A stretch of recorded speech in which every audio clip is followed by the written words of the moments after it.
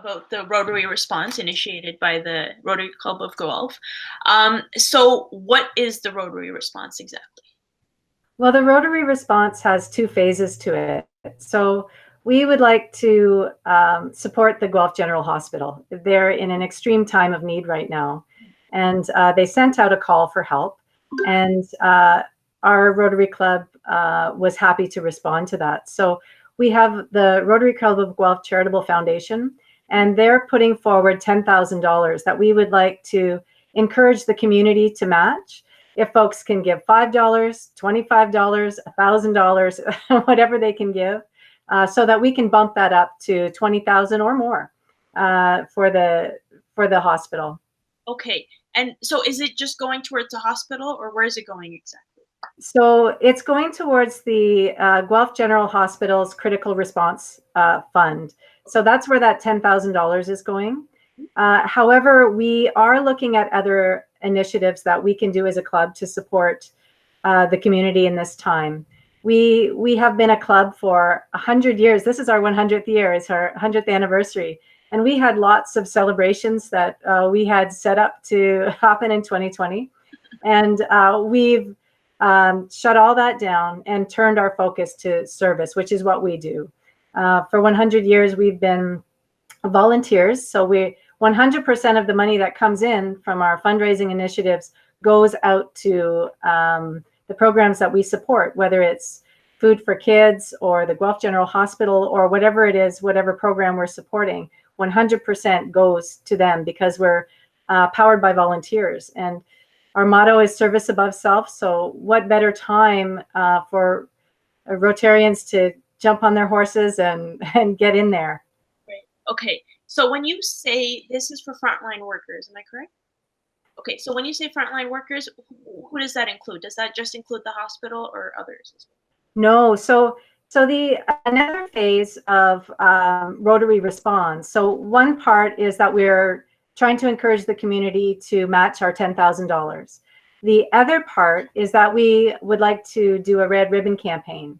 And this involves all the Rotary clubs in our area. There's 6 of them in Guelph, Fergus, and Elora. And we want to see the community covered in red ribbons to support frontline and essential workers. So who that means is not just our wonderful healthcare workers that we so enthusiastically support, but also grocery clerks and journalists and people who are delivering our goods to us, the truck drivers, pharmacists, the police and fire service, farmers, everyone who is playing a vital role and has to continue working at this time to support the community. We want to show support for them. So we're hoping to see red ribbons everywhere. And where do you get these red ribbons? Can it just be any kind of just like string? Because it's obviously difficult for people to go out and get red ribbons. Yeah, very good point. That is one of the reasons we settled on red, because a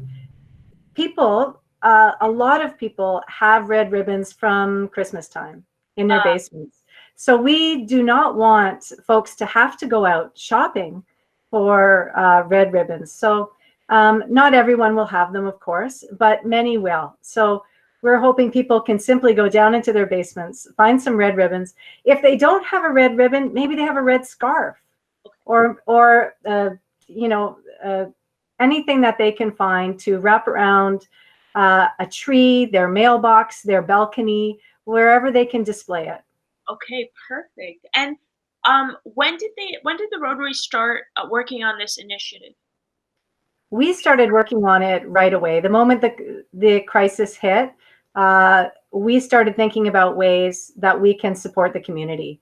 And the hospital in our healthcare seemed like the most critical place to begin. So that's where we've started. And once this continues on, we are going to keep looking for the greatest need in the community. We're very concerned about food insecurity, so that might be the next place we go. But for now, our focus is on raising funds for the hospital and supporting our frontline workers. So this is just the beginning. This is just the beginning. Okay. And where can community members donate to this cause? Oh, thank you. Thank you for asking that. They can go to the Rotary Club of Guelph website, which is RotaryGuelph.ca. Great and perfect. So the hope of this campaign is just to see places just wrapped with like showing support with these like red ribbons around Yes. Wellington County. Yes, and we're hoping, yeah, all across our area, but we're hoping that this takes off and spreads throughout Ontario, spreads throughout Canada, because I think everyone wants to do what they can to support healthcare workers.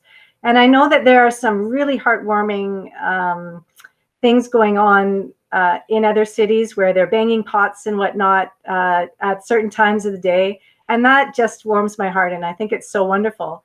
But we've also heard other cities that are starting to stop some of those initiatives because it disturbs babies. It disturbs people with autism and others. And so they've started campaigns like flicking on and off lights and whatnot at a certain time of day, which is also absolutely lovely.